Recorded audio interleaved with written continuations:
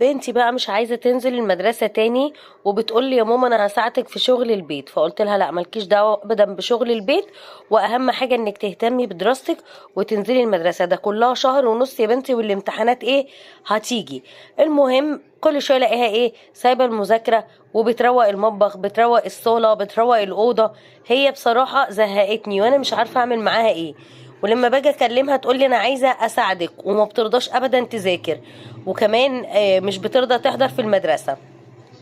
انا دلوقتي والله العظيم دي قصه حقيقيه فعلا، مش بهزر، وفعلا بنتي بتعمل فيا كده، ومش عايزه تروح خالص المدرسه. والمشكله ان هي شهاده في سنه 6، ولازم تهتم بايه ان بدروسها وتهتم بدراستها كويس جدا، لان الوقت بيجري.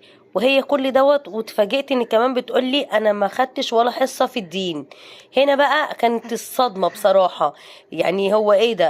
انتوا متخيلين بتقول لي ايه؟ انتوا بجد قولوا